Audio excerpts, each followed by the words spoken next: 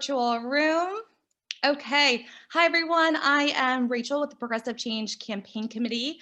I cannot believe we have made it to the end of the year, almost, but we've made it. Here we are. So it might not be too often that you hear progressive and Montana in the same sentence, but you will tonight. I know it's a busy time, so we so appreciate you taking the time to be here with us tonight for our Meet the Candidates virtual event. We are so happy to have Tom Winter, the progressive from Montana, running for Congress in Montana's 1st district here with us tonight. Very quickly, for those of you who haven't, please go ahead and turn your cameras on if you feel comfortable so we can kind of feel like we're together. When you have a question for Tom, just go ahead and chat me it. It'll say Rachel PCC, and we will get those in. Please bear with me. We will do the best that we can to get in as many questions as possible. So send me them at any point, and Tom is eager to hear from you. And the one last note is, while these events don't cost anything, we do really hope that if you're inspired by what you're hearing tonight, that you'll consider chipping into Tom's campaign.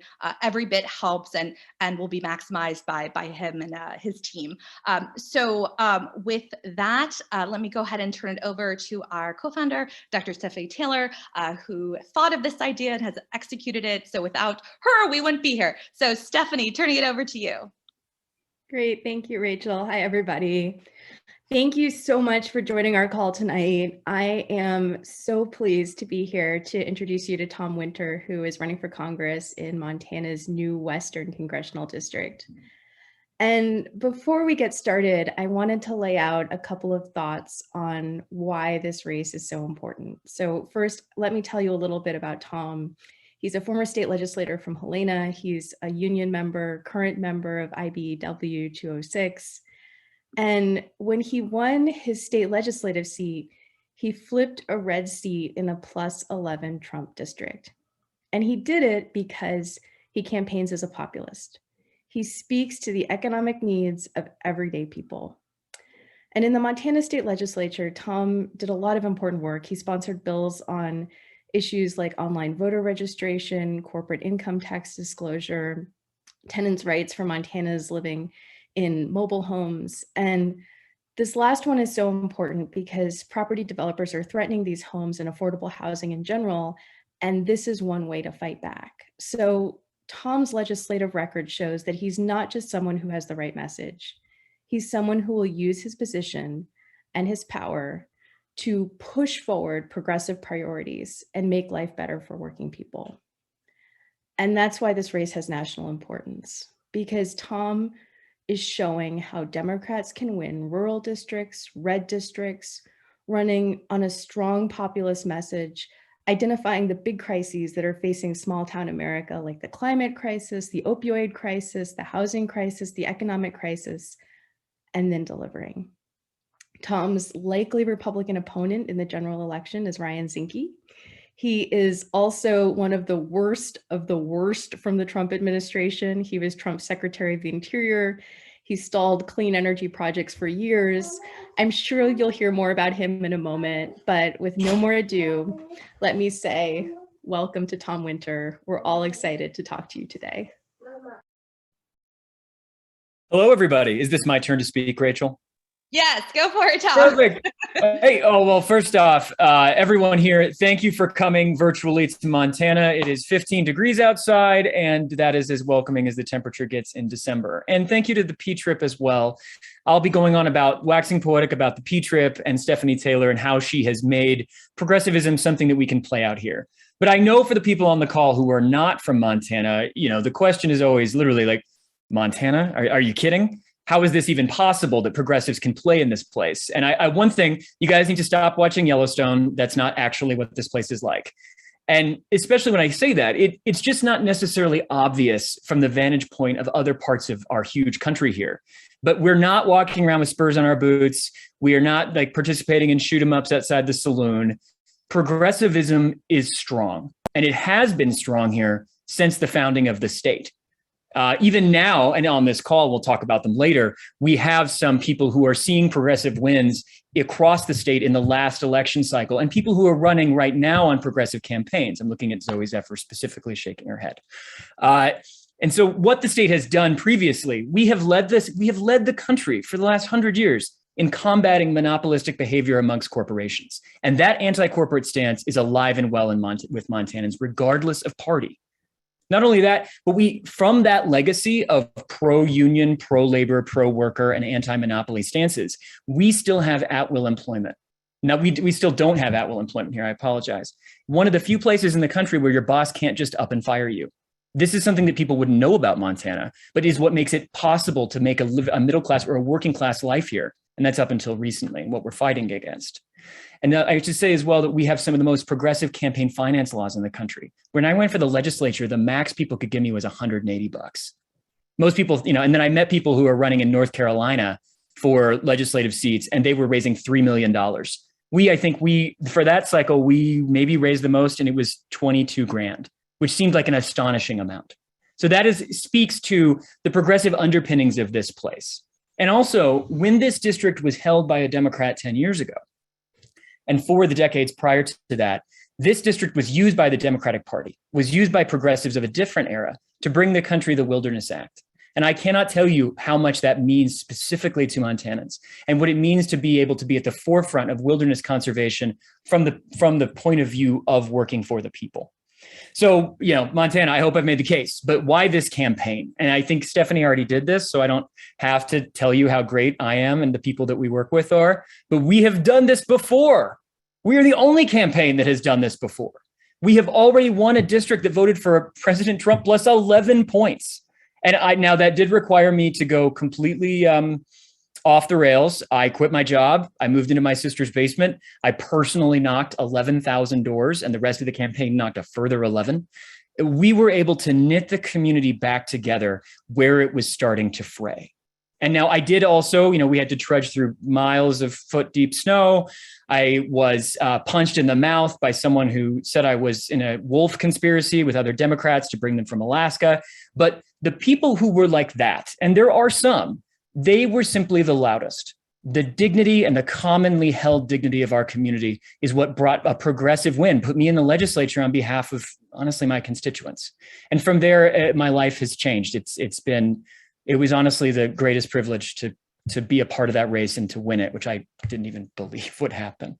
So, finally, I think I should say, and we can go into questions and I'd love to hear them, is everyone here who's from Montana, and I see faces here that are not only kind of confreres, but also people who are part of this state.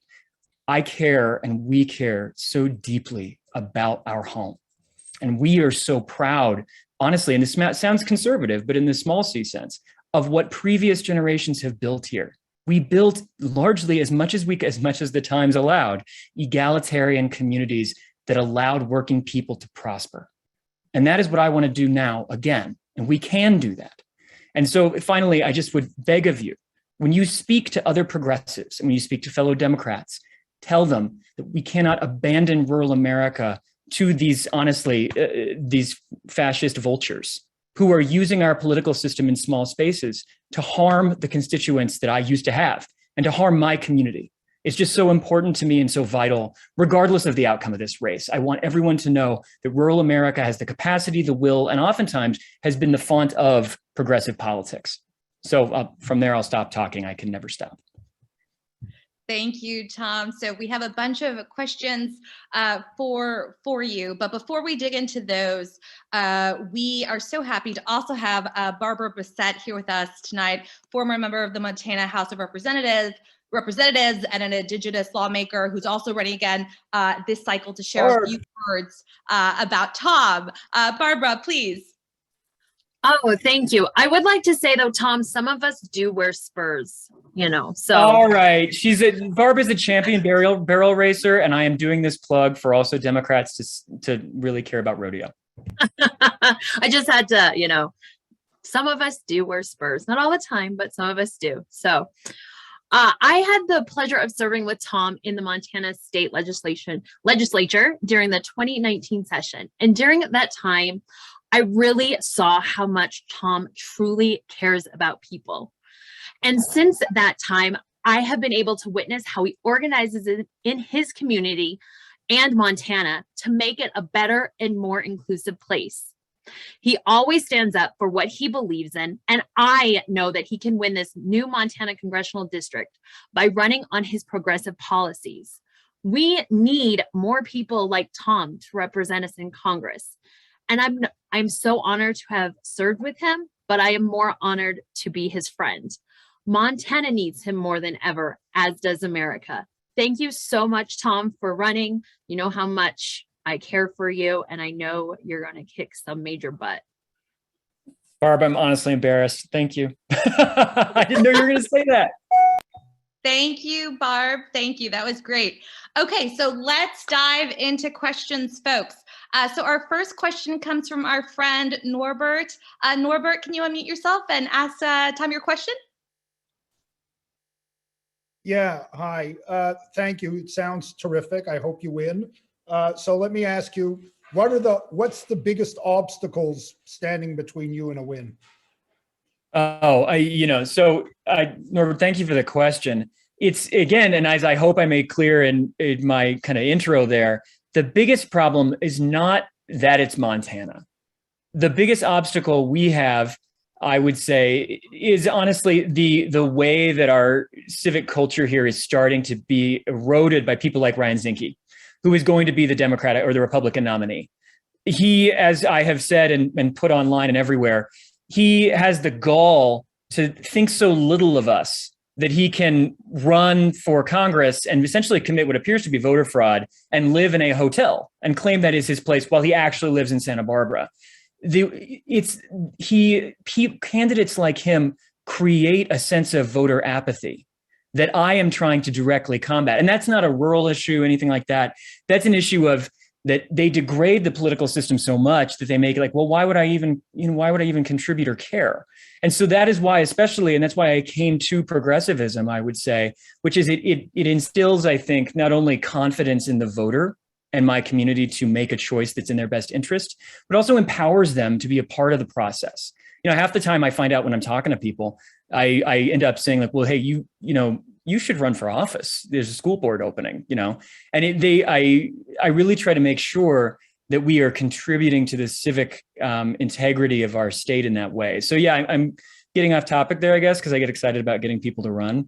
But the biggest issue is, I think, voter apathy, which is caused by some of the awful campaign tactics of the people on the other side, and also sometimes, to be honest, with our own party. So, I think that's what it is. Let's assume that these campaign tactics are ones that Zinke is going to pursue, given that from what you're saying, they work, right? So that's going to be his strategy. So what's the plan? Well, I think the plan is to get everybody to be happy and come out. But what's the real plan? If we're looking for, there's questions. So the new district is honestly, it's a good place to be running, I would say, mostly because we have the Montana at large district is absolutely massive. It has a very large contingent of extremely conservative rural ranching families in the east. They are not in this district anymore. What we are seeing in our new district, which is about 78% urban, I believe, which is a surprise to many people, are the same issues we've been seeing in coastal cities and other places for a decade. Houses in Bozeman now, which is the second biggest city in the district, are now selling at $1 million or more on the median price.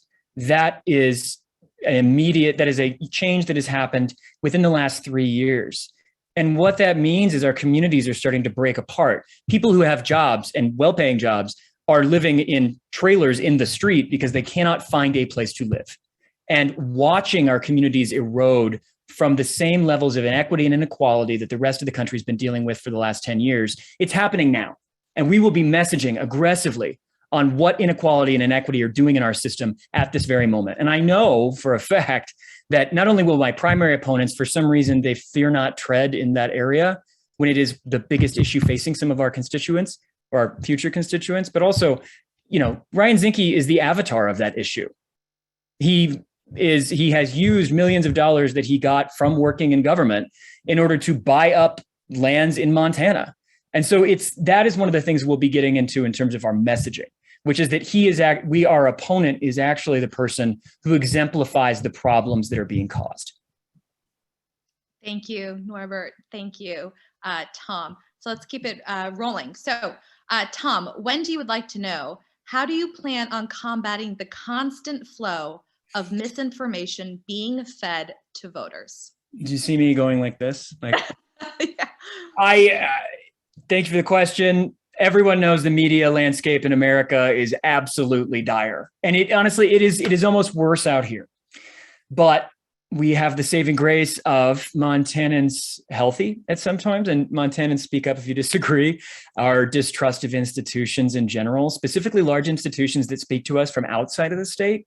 I do hear oftentimes, I imagine we're talking about misinformation in media. Fox News figures prominently, but Fox News is just as much, I think, seen as an interloper or a group that is speaking to you rather than for you, as CNN might be or MSNBC. And so we have that running in our favor.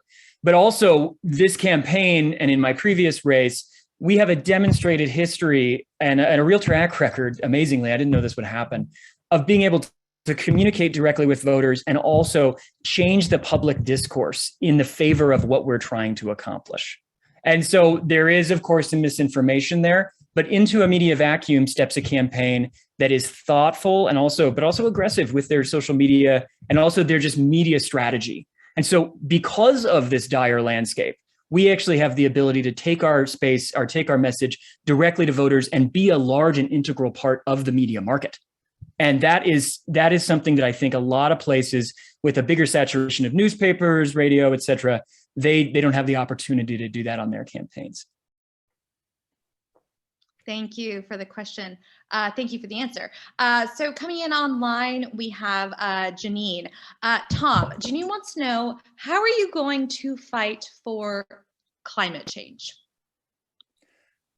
So it's another one where I just want to rip my hair out here because I don't see concerted action from the federal government on climate change.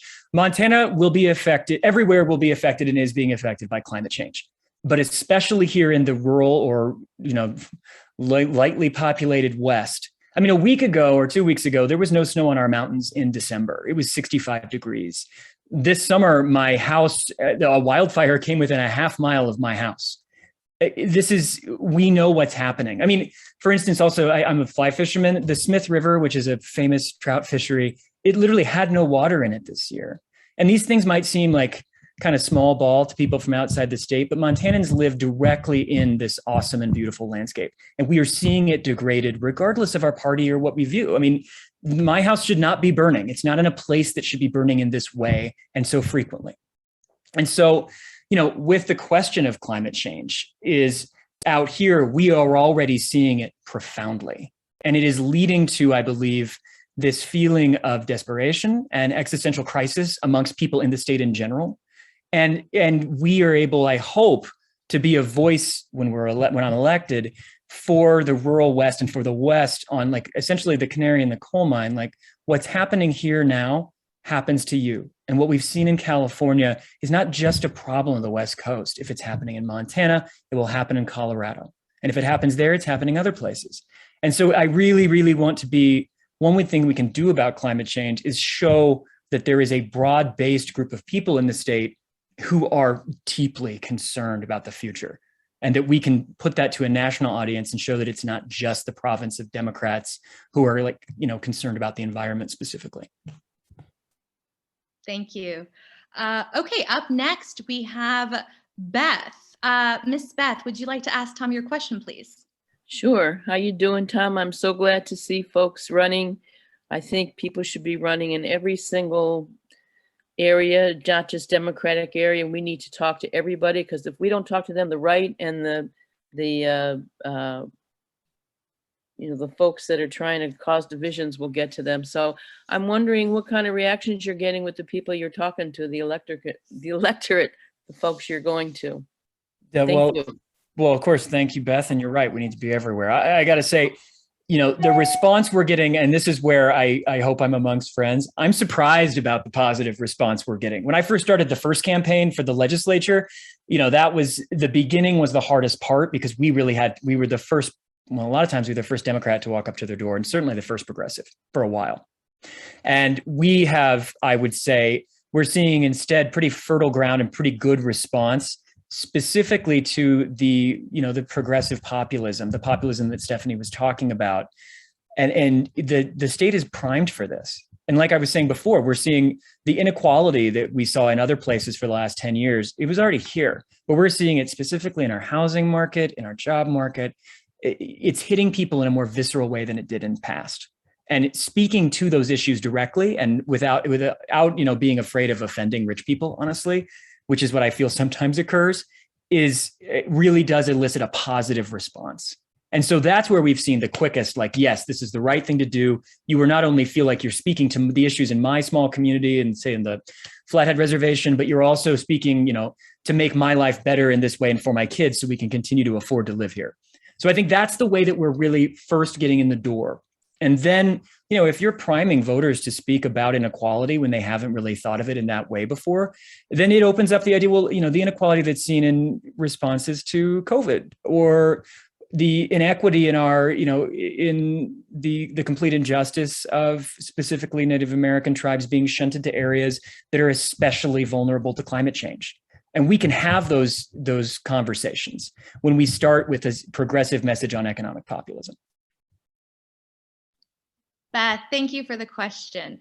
And Tom, thank you for the answer. So let's keep it going. Keep it rolling. Yeah.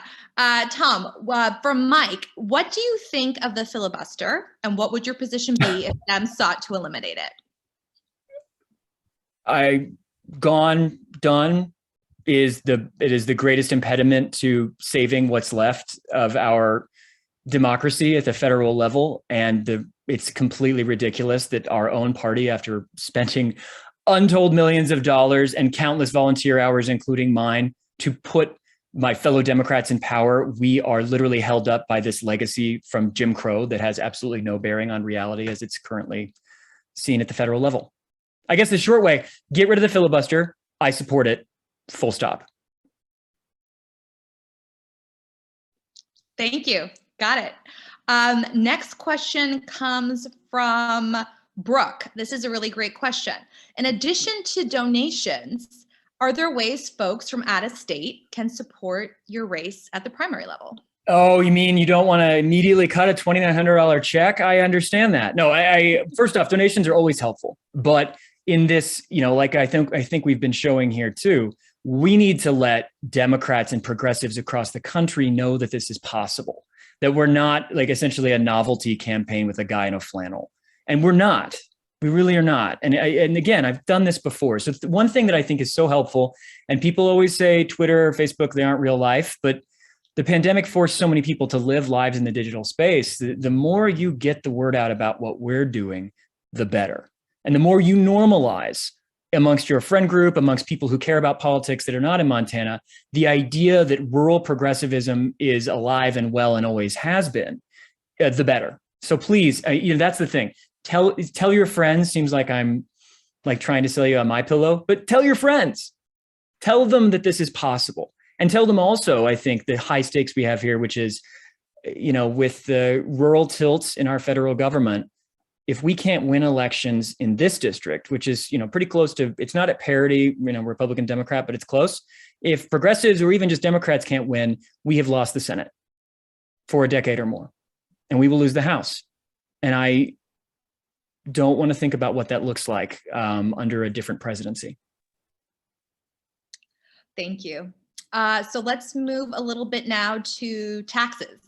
Tom, are you for a wealth tax, and are you for taxing the wealthy? Yes, done. But I think the background on that would be, like I was saying, Montanans' long history of populism and actually, disgust and I think a visceral reaction of like, you are not a part of this community, from people who have been coming here for generations and buying up large ranch lands and turning them into like hobby ranches, etc. Or our own governor, who's the second richest guy in the state. He's a software developer from New Jersey who walks around with like this big belt buckle and like, oh. That kind of cowboy cosplay stuff on the part especially of the wealthy leads to fertile ground for discussions about how to, essentially take a portion of that wealth and put it in the service of, working Montanans. Next question for Michelle. If you're elected, if you win, or when you win, when you're elected. Win, definitely, foregone conclusion. What piece of legislation would you be most proud to pass? On my own? So there's 435 members of Congress. I think the thing that I would most like to say, and I'm not evading the question, but I want to get into honestly, I want to be on education and labor, because I think the quickest way to better the lives of my neighbors, and then they'd be my constituents, is around labor law. And where a 40 cents difference an hour means the difference between going to the food bank and being able to purchase food, that is where it can be done. And I want to make the most immediate, tangible gains for my constituents in that case. So anything around equity in labor law, or around just simply ensuring that people can be paid a living wage, is where I think we can make the quickest and best impact, and also show people that government can work for them. And from there, we can build on that success. It's also the most boring answer you're going to get. I'm sorry. No, it's important. It's good. No, it's not boring. All the folks here, I think, would think it's exciting. Good. So moving back to climate, Ben would like to know, Tom, how do Montanans view the Green New Deal? Everyone's going to say that we view it terribly. And I oftentimes find that what we're really seeing is that's just an outsider's view of what they think we should feel, because we're country people and the Green New Deal, AOC, that's all scary. It's, like I said before, the urgency of action on climate is not, I struggle to find a place, and maybe this is just my narcissism in terms of being a Montanan, where the situation is more dire and appears to be more in the quickest sense. I mean, I just, in the question of the Green New Deal and climate action in general, I just have to say some of our towns they will be burned down in a wildfire in my lifetime and in our lifetimes. What happened in Paradise in California is going to happen here, and no one's going to care. I don't think there will be no one there to mourn the loss of these communities. People will die. It is going to be an absolute debacle. And I view part of the messaging, or how do we get people to care about climate change or the Green New Deal? They know this existential threat to their towns. We are going to visit some of these former timber and logging communities this weekend. And if I really, really cannot impress upon people enough, if you leave this thing as well, vote for me, give me money, everything. Also, care about progressive politics out in rural areas. But more so than that, when these calamities hit us, advocate in your own communities for help for us, because we are going to need it. And the urgency and concern in my voice, I hope that comes through. And it shows that, that is a feeling held by so many people, that when the storm hits, no one will care that we have been destroyed. And that is the feeling that will animate people on movement for climate action and for the Green New Deal, I believe. And I have seen that in my life. Okay, and I think we're going to try and sneak in one more question. So Tom, Robert says, I am delighted you are a union member. Yay. What would be your top priorities to help LGBTQ plus people? So, I can answer this in many ways, I'd like to say, but I think how's this? We can speak to that from the labor perspective, which is the passage of the PRO Act, which I saw some people asking questions there. That is, unions have come around. I would say that there was a time prior the last 10 years when the labor movement had a problem with people of any difference whatsoever. But the world is a different place. In Montana, we've seen unions actually be some of the greatest, I think, champions of the LGBTQ community. And so passage of the PRO Act to get more people in the labor movement and to get more people with a feeling of a fellow feeling for their neighbors is one way we can do that. And honestly, from there, Congress still refuses to move on a raft of legislation that would help the LGBTQ community and protect them, especially in places like Montana. And I would obviously be there to vote for those things and be a loud advocate for equity, inclusion, and equality of all people here in the state, and also in the Congress. So. Thank you. Thank you for the question, Tom. Thank you for the answer. Okay, folks. So thank you so much for those thoughtful questions, Tom. Thank you for digging into them. If I couldn't get to yours, please forgive me. Blake, who's on with us, Tom's campaign manager, dropped his email in the chat box. We're going to drop my email in the chat box. If you want to volunteer, if you want to get more engaged, email us, and we will make that happen. So we're going to start to kind of wrap up.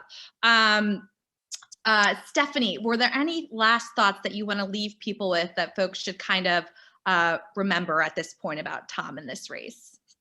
Well, I just wanted to say thank you to everyone, excuse me, for the great questions. Thank you to Tom for your thoughtful answers. Hopefully everyone on this call saw why we need Tom in Congress. So please do chip into this race if you have a chance. And Tom, if I had one last question for you, how will the money you are raising right now help you win? And maybe relatedly, do you have final thoughts to leave with us on why progressives should invest in this race right now?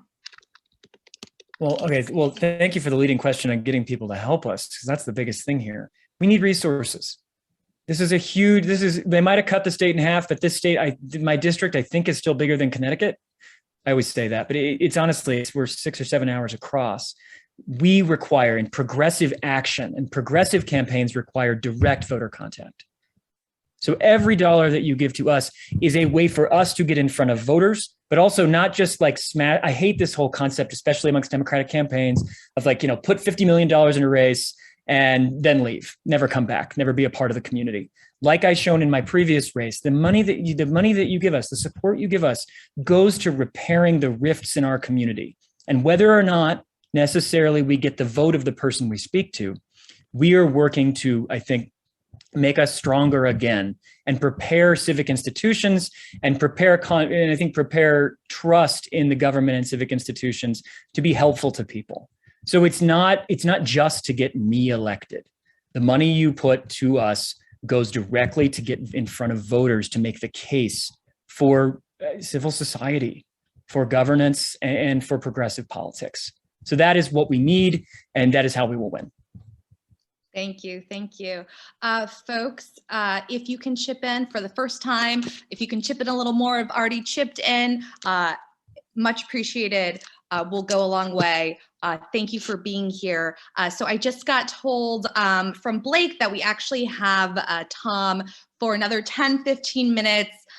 We've snagged him a little bit longer. So folks have to run. Please, I know it's a busy time of the year. Please go ahead and jump off. Have a great end of your year. Happy holidays. But for folks that would like to stay on and just chat a little bit more with Tom, a little bit informally, we have him a little bit longer. So no pressure, totally optional, up to you. Stay on for a little, jump off.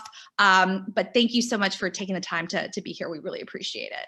Thank you, everybody. Hey, Rachel, can I jump in on that too? Yeah, go for it. So I actually see so we have progressives from across the country. We've got the P trip here. I never thought I'd actually be able to talk to people like Stephanie or you, which is a big deal for me personally. And we have progressive change makers and I think organizers here on this call. So I would also like to hear, to bring, I think, am I going to put Zoe or Barbara or Jacob or Logan? I'm talking about other progressives who not only show this is possible, but who can, illuminate for people what we face here as well. And here's Gary, by the way. Jacob, am I putting you on the spot if I get you to say something here about how like you're a young person who's involved in this and, you're making a difference too? I mean, you're not going to put me on the spot because I'm already talking. So, but I would love to take a second to speak. Yeah. So I'm from Helena, which is a progressive stronghold in Montana, if there ever was one.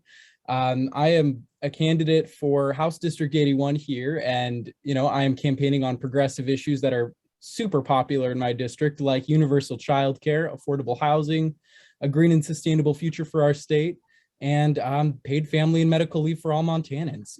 These are all extremely popular in my district. I actually ended up on the eastern side of Montana somehow.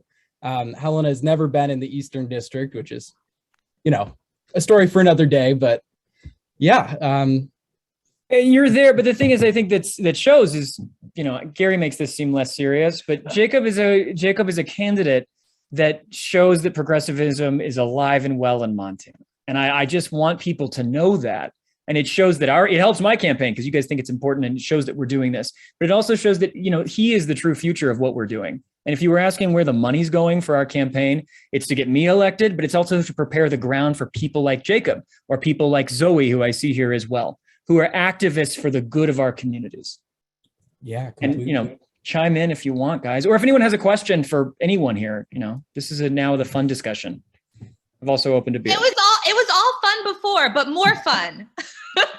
Thank you, Rachel. I'm sorry, you were a very fun MC. It's all very fun. I'm joking. How do you want questions to come? I just unmuted to see if I should ask one or what. Do it. Do it. Go for it, I can't see Robert. who's talking, but do it. I sent one in advance, but I had one early on, and I'm just still curious about it. You were mentioning that now with the Western District, that's more progressive than the Eastern side of the state with 2 districts in Montana. How much of where you ran before and sort of already primed the pump for the kind of issues you want to raise, how much of that constitutes the district you're going to be running in for the U.S. House side? I want everyone to know that Robert is not a plant, and it is the biggest thing that we did. Yeah, no, it's the district that I ran in is actually more Republican or more pro-Trump or more conservative than the new congressional district. And that's what I'm saying about this. We've done this before. We've actually done it in less fertile ground for our ideas and causes. And so it is, the district is actually to the west of Missoula, the district that I ran in. And so that's within the district and is broadly representative actually of the kind of demographics of the larger and new congressional. So it's all in there. Thanks, Robert. You're welcome. Who's moving Gary around? Mike, it's Blake. I was in the other room. I just jumped secretly, over. my campaign manager. We're at like headquarters, which is also a house that's under construction. So thank you. I see other people with questions. Go ahead. What's up? Anyone? Steve? Yeah, I want to make a quick comment, then I'll ask you my question. Political. And I used to give a lecture in which I point out, you go back 25 years, and there's a tradition of radical farmer politics. So you're right, there's nothing new about rural progressive radical politics. The media conservative, certainly not true. My question, one of the big Democrats made this recent election in Virginia, blow off rural areas, and they got absolutely clobbered. 85% of people were voting Republican.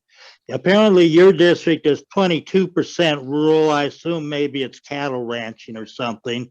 What is your platform for the rural areas?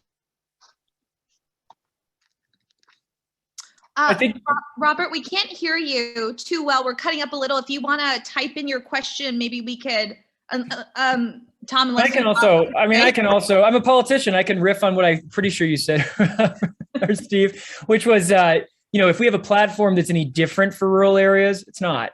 We do focus on things like right to repair, of course, which would empower people who own farm machinery to be able to actually repair their own equipment. It kind of is indicative of the way corporations have taken over a lot of the regulatory regimes of the federal government.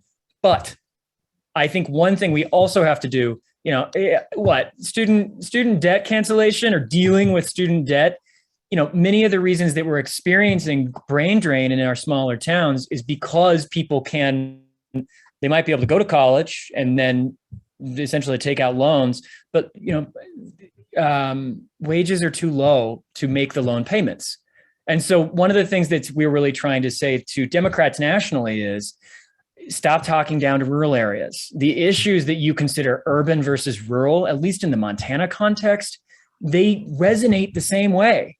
You might have to have different flavors on how you speak to it, or you might want to tailor it to specific community issues, but they're no different. honestly, they're no different. And as we're seeing with the Biden administration, you see them talking about, like big meat, like the Packers Act and reforming that so that we have cheaper food for people. That rhetoric is the same in suburban Cleveland as it is on a ranch in Montana, which is that, packers specifically and corporations have taken advantage and throttled one of the bottlenecks of meat production in America. And it impoverishes ranchers, and it makes it harder to get food to eat for everyone else. And we would say the same thing everywhere. I hope that kind of answered your question that I only barely heard. Is anyone else on here? Emmanuel? I'm not the MC. I'm sorry, Rachel. I shouldn't be doing this. Oh no, this is the more fun part. So this is where we Okay, just good. all wild and let's just all Okay. Can folks hear me? Yeah. Awesome. Thank you to the Progressive Change Campaign Committee for putting this event on, and thank you to Tom for your time. I guess my question is, so I was really excited about your campaign, specifically because you have experience in the state legislature. And I guess I was curious, if you're so fortunate enough to win, what climate issue are you most excited about working on? And specifically, how would you work with the state legislature on its implementation, especially because we've seen Republican-controlled legislatures all across this country fracture federal climate policy and even block municipalities from taking climate action. So I guess I was just curious, given your background, how you would work on sort of the implementation piece of it.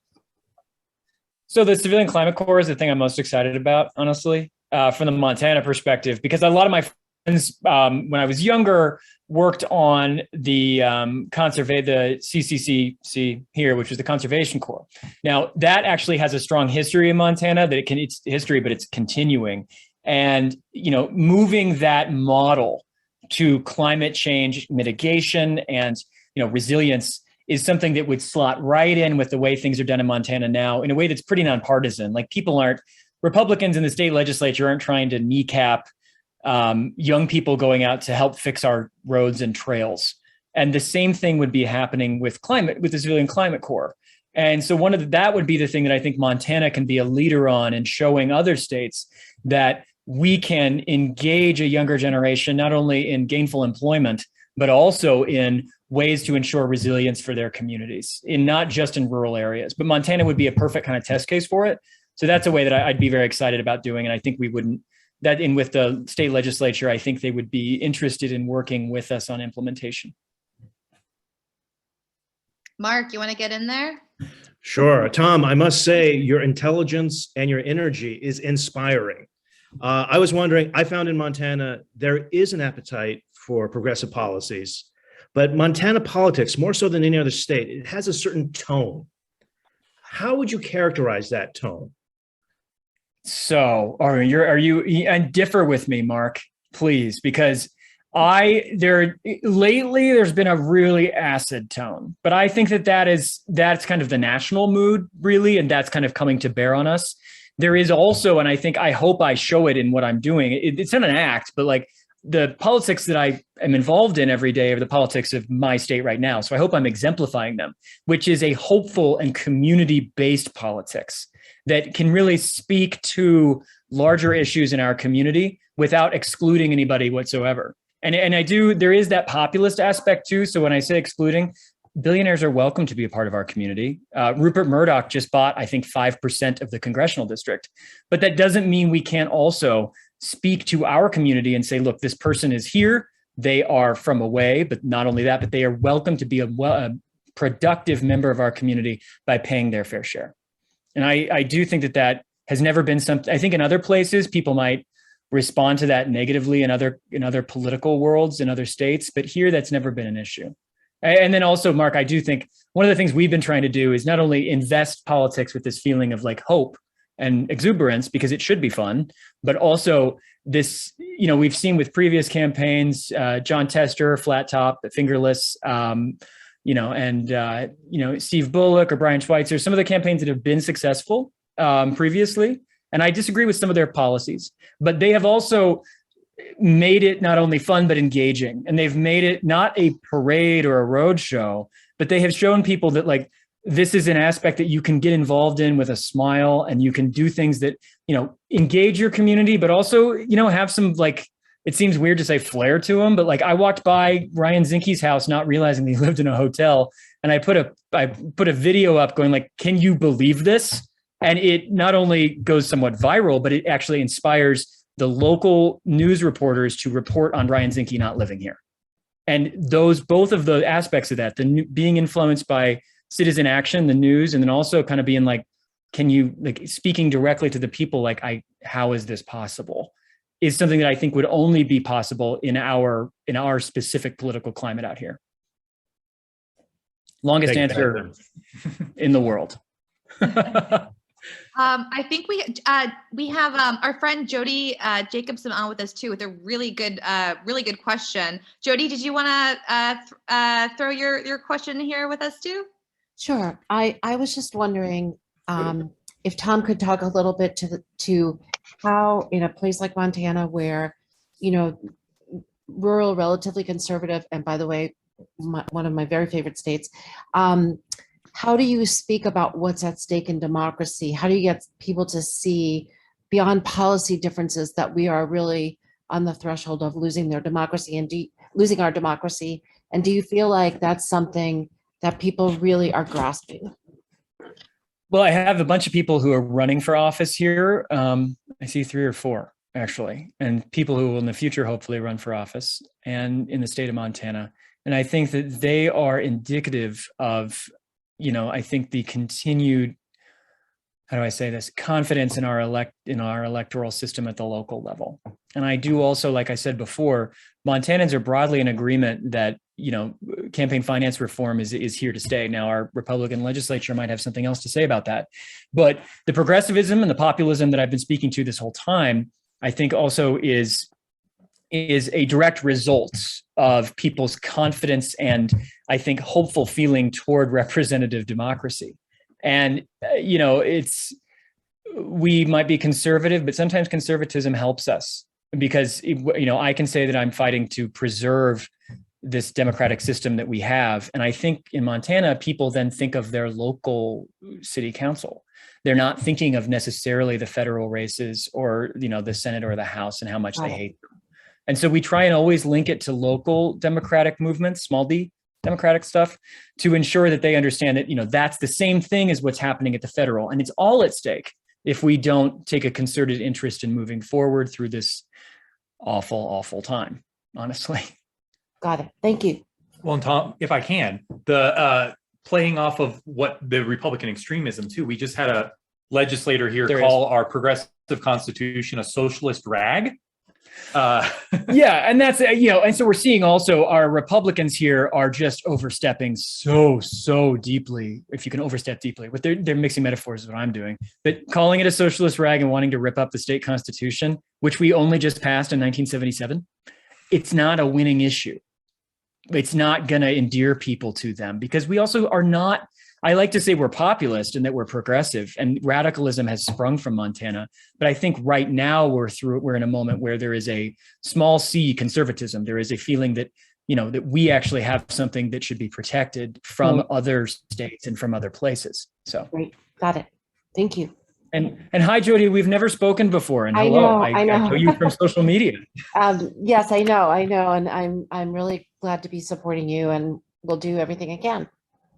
Thank you. So on that note, folks, cheers to that. I hope everyone, thank you, Jody. I hope everyone will do what they can, chip in, get engaged, volunteer. Thank you. Have a wonderful end of your year full of family and friends and festivities. And thank you for being here with us tonight. Stay safe, stay well, and we cannot wait to see everyone in 2022. So 2022, here we come. Thank you, everyone. Good night. Thank you, Tom. Thank you so much, Round of applause for Rachel and for everyone who's running for office here. Thank you, guys. Thanks, folks. Have a good night. Bye, everyone. Bye.